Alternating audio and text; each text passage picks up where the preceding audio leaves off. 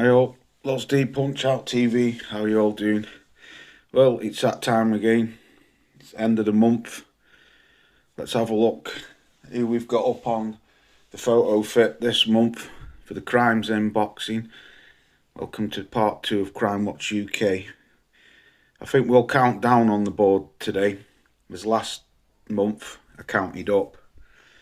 So in at number 4, starting it off at number 4, we've got none other than the main man himself, Tommy Fumbles, aka Timmy, the man who couldn't knock skin off rice pudding. He's in at number 4 this month because this is the guy who said he was going to clean out misfit boxing and then turn professional, go into the professional fighting. Well, he's this month, he's had a fight with KSI and couldn't handle him. KSI got robbed of the fight. Tommy Fumbles doesn't know how to fight on the inside. He's got feather fists for hands. And then, after he's robbed KSI of his win, he comes out and does an interview saying that he's done with misfit boxing now, and now he's going to turn to professional boxing. But the thing is, Tommy, you haven't even done anything in misfit boxing. You've ended up joining them, not cleaning them out, joining them. So, Tommy Fumbles, or aka Tommy McDonald's, you're in at number 4 for being an absolute clown in this fucking misfit boxing and ended up joining them. So next we've got, in at number 3, we've got none other than the slimy arse sucker himself, the one and only Gareth A. Davies, the most cringiest sports writer stroke journalist out there. This guy does that much arse sucking and arse sniffing that this guy would actually do anything to just get a pass, just to be there.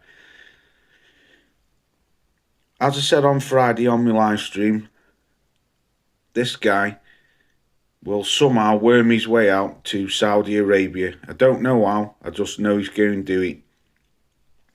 And then I thought to myself, hang on a minute, this fucking aka Wayne Diamonds, the man who wants to get in bed with Tyson Fury, the Poundland version of Bono, this guy's got a trick up his sleeve. He works for the Daily Telegraph as a writer, or some tabloid. So he's only gone and sneaked his way in there, leaving Simon Jordan and Spencer Oliver, Juggernaut, aka the Pob. He's left them alone. He's outdone Adam Cattrall, he's outdone them all at TalkSport because he used his backup card of being a writer for the Daily Telegraph. And yes, the gad was over there. Gareth Arsehole Davies, the biggest arse sucker, the biggest arse sniffer in the sport of boxing. So you're in at number 3, Gareth Arsehole Davies, aka Wayne Diamonds. So in at number 2, well, what more can we say about this guy? What already hasn't been said? Fucking hell. John Hollywood Hogan. John fucking Fury, aka Boomerang. Just when you think he's fucked off, he comes back at you with more comedy bullshit. The most cringiest fucking dad ever. The biggest embarrassment of anyone, what you could call a dad. This guy, the one who wants to steal the limelight from his son. I had a guy tell me that John fucking Hogan, Fury Mania, I had a guy telling me that John was a genius because he knows how to sell fights. No, mate. He's an absolute bellend. He's smashing tables up, upturning tables, humping the air, punching perspex fucking cage windows, telling everyone he was going to do KSI in and no man over the age of 50 can touch me and blah, blah, blah, blah, blah, blah. Then he's back at it again a few weeks later when fucking Tyson Fury's fighting Francis Ngannou, slamming microphones down on tables, jumping up and down like a fucking pogo stick, shouting, "Come on, just turn up, just turn up. Come on, Mike, let's make this fight." He's out again with his begging bowl, begging for a fight with Mike Tyson, absolutely begging, making himself look a fucking first-class turnip, which he already is. The man's an fucking embarrassment, an absolute first-class fucking bellend. That's all I can say about this. But John, fuck off, because I fucking can't stand you. You're like I say, you're just the most cringiest, embarrassing fucking dude ever. So John Fury, sit your fucking arse down, you're in at number 2. And then at number 1, it's none other than the main man himself. The biggest con man in the sport of boxing. The biggest fraudster out there. The man who says he's got a legacy better than Muhammad Ali. The man who people think is the Messiah. He's little nut huggers that this guy can't do no wrong. He fobs you off with a fucking fight against the shot to pieces Dillian White. Then he fobs you off with a fucking even worse fight, Derek Chisora, who at the time Bricktop and the Bob Father and that fucking Maurizio fucking Sullivan said that Derek Chisora was only the most credible opponent. And that a few weeks before, Derek Chisora wasn't even ranked in the top 15 of the WBC heavyweights.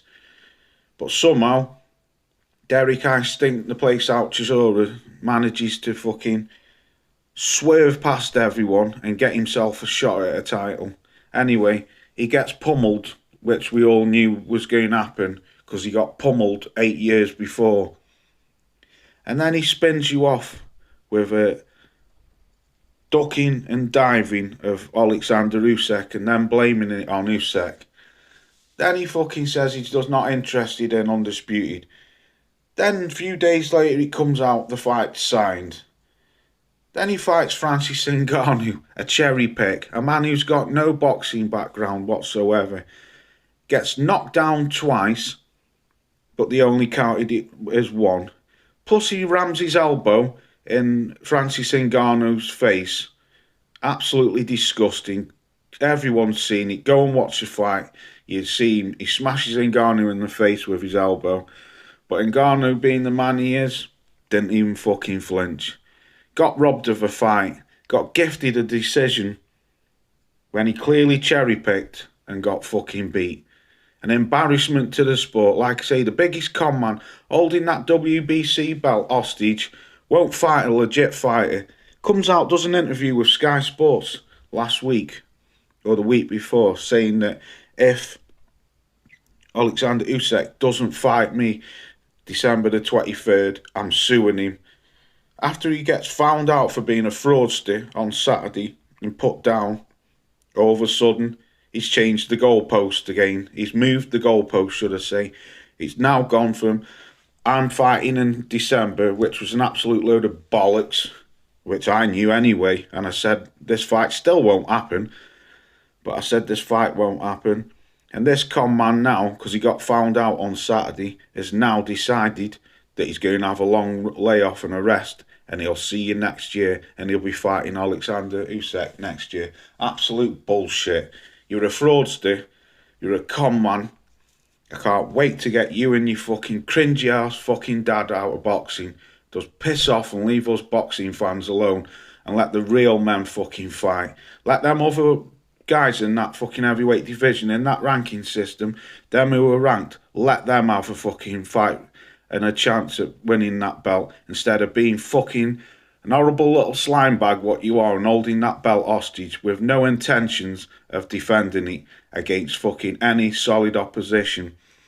Fights a fucking MMA fighter, gets the fight sanctioned by the British Boxing Board of Control, yet his title's not on the line. What a load of fucking bollocks. So Tyson Fury, You're number one on the billboard this week for the crimes in boxing. I was going to put Bricktop on there because that little shithouse has done 20,000 interviews this week, but I thought no, I'll leave it this week and we'll put Timmy Fumbles on there, the man who couldn't knock skin off rice pudding. Anyway, I hope you enjoyed this one. I'll be back next month with another one. And as my brother from another mother used to say, Nick Ross, tell him, Nick. Meanwhile, tonight, of course, we've drawn together some pretty nasty crimes. We hope, as I was saying, we're now on the way to solving those. So don't have nightmares. Please, sleep well.